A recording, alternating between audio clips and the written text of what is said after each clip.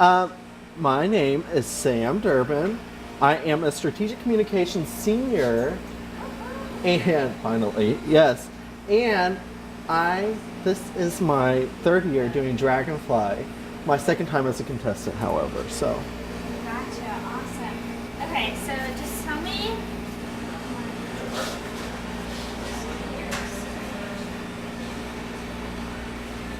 Okay, so while you're coloring yourself, yeah. so are you less nervous than you were last year?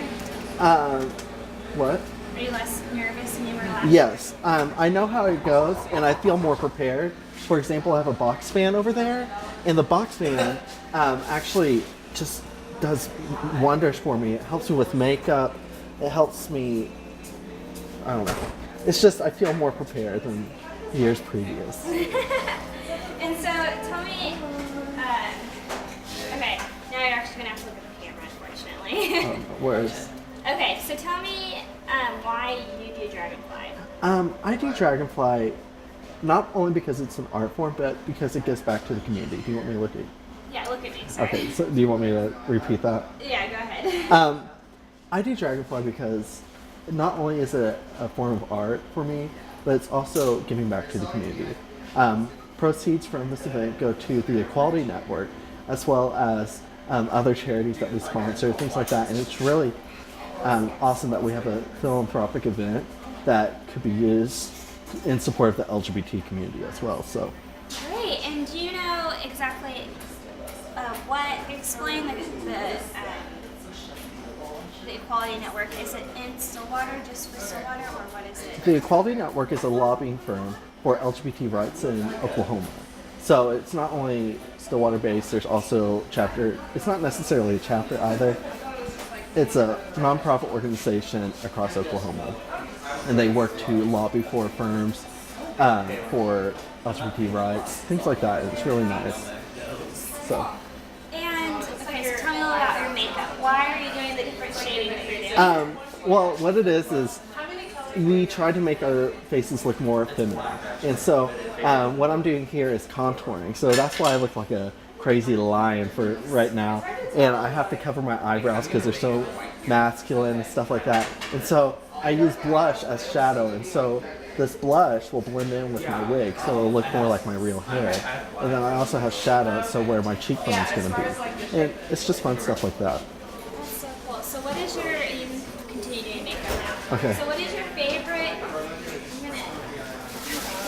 I got my shirt this year.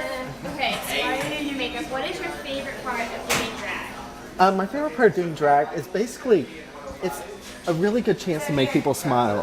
Whenever someone gets in drag, people already sense that you're brave enough to go out there like as a man, so to speak.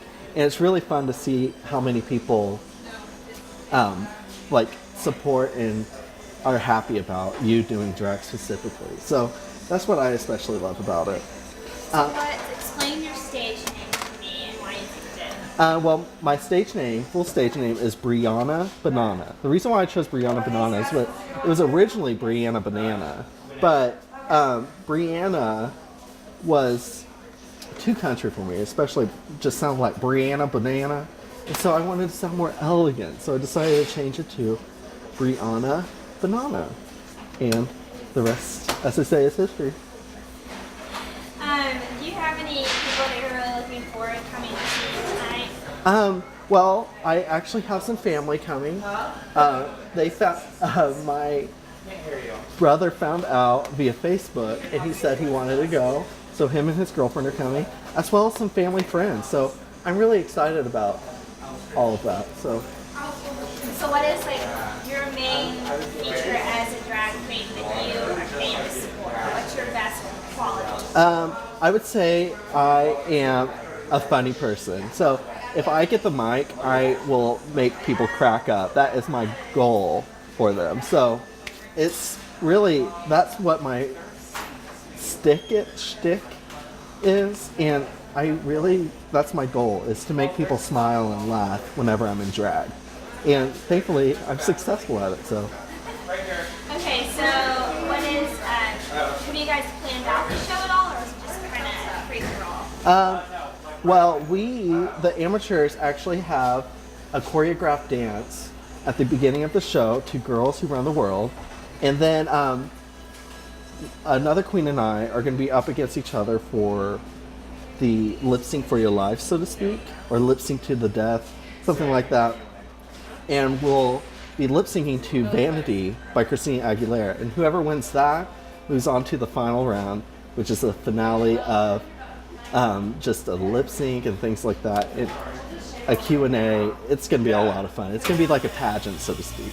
I'm wearing this metal skirt. I'm wearing a blonde wig. I'm wearing dresses galore, wigs. It's all going to be beautiful. I can't wait to see it all come together. So, also, in order for the amateur queens to win, they must have a text vote. And so, people from the audience, whomever they like the most, are going to have to text vote in. And so that's how the lip syncs are determined. That's how the finale is determined. So I'm really hoping I make it to the crown, so to speak. So that's what I'm most excited about. That's awesome. Yeah. Okay. My name is Aaron Conkling, and I am a fifth-year senior. And I'm in Human Development and Family Science with a leadership minor. And I came to my first Dragonfly when I was a freshman 5 years ago. And it was a circus theme, and it was still in the ballroom in the union, because it is a student union activities board event, but it just got so big we had to come here. And I've been every year since, but I never thought that I would do it myself. Because when I came, I was in the closet. My freshman year, I was in the closet. I had no intentions of coming out. I didn't know any gay people. I didn't care. I didn't want to. And so this is a huge step and a huge progression, I guess, from 5 years ago. But I was on the Committee for Cultural Arts and Social Issues last year. And so our committee put this on last year. And then I took over as coordinator for the whole year for our committee this year, fall and spring. So this being one of our events, we say I'm the director, but I'm the coordinator of cultural arts and social issues. Great. So. And okay, so tell me just about the cause that this really is put on for, and Okay. what the money has done in the past. Okay. I can tell you the majority of our proceeds go to the Equality Network for Oklahoma. And there are actually some faculty members at OSU that helped found the Equality Network, as well as are on the board of directors. So the majority of our proceeds go to them, and then a portion of it goes to Payne County Youth Service because we need something more local for our community. So we give part of that to Payne County. I think by the end of it, we wrote a check for almost $1,700 to the Equality Network. But that was also because we went a little over budget and we needed to take some of the money back for costs. So this year, I'm hoping to be able to donate over $2,000. And that's why we're selling t-shirts, because we went ahead and splurged for them early to kind of curtail the cost. So if we get to sell all the t-shirts, we'll have full ticket sales going to the Equality Network. So that's our goal this year and how we're trying to do it differently. So I would hope there's about 1,000 seats. VIP go for 10. Non-students get $8 or are $8, and then students are $5. So with a packed house at 1,000, we're looking at quite a bit of money. So I would hope 2,000 to 2,500. Hoping. Great. So what's different about this drag show than last year? How do you guys work to? We have a new DJ and light person. That seemed to be one of the biggest complaints last year, and I agree. It was kind of muffled. We have a couple of new professional drag queens from Oklahoma City. Jack Hay's still hosting, but she's brought a couple of new people. And then we brought in Chad Michaels from RuPaul's Drag Race All Stars. She won last year. And we had Raja last year. So I guess those are the new characters. And we have 4 new amateurs performing that have never done it before. Sam, who was the director last year, he's competing this year. My name's Jen Mackin, Jenmacken. I am the chair of 10 Institute, which is the 501c3 arm of the Equality Network. It's our nonprofit portion, and that's where the proceeds from Dragonfly go. So how did the money from last year help the Equality Network? It helps us in a lot of ways. A lot of what the C3 arm does is research and educational outreach.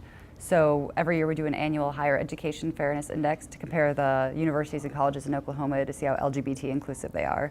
We also do a Municipal Equality Index, a public school database so that parents can search public school systems to see what their LGBT policies are, their bullying policies, things like that. We also put on an annual statewide LGBT College Summit where we invite students from all around the state, from all the different gay straight alliances at the universities to come together for a day of learning and sharing and kind of talking to each other about what's going on at our schools, how we can support each other, and educational things on how to do media outreach, for instance, or how to build an ally program at your school, those kinds of sessions. And that's where a lot of the money goes, because it costs a lot to put on a conference, as anybody knows that has done one before. But that's probably the best use it goes to, and then other research projects throughout the year mostly. Great. And so we already talked about that they hope to raise more money for you this year. What does the more funds mean to you from the Equality Network? It allows us hopefully to bring in outside consultants for some of the research projects. We're working on a large one now. We're getting data from an outside company that was kind enough to share it with another project they're doing, but we're looking at the Oklahoma's top 100 employers and what their LGBT inclusion policies are. We'd like to grow the conference, of course. We'd always like more people there. It's gotten bigger. We've had it 2 years in a row now. It almost doubled in size this year, so we expect an even bigger turnout next year. So it'll go to that and make it a lot easier on us and take some of the burden off the individual schools to host because it moves around the state. So that'd be a great thing for us to have. Great. And how many years have you gone to this particular show? I have gone, I've been at OSU almost 5 years, so at least 4 of them, I'd say. Great. And what is your favorite part about the show? You know, it's honestly the amateur students. I think the ones that are learning for the first time are just so full of courage and amazing to watch. And, I know they learn from the performance too. And it's one big drag family and it's awesome. So.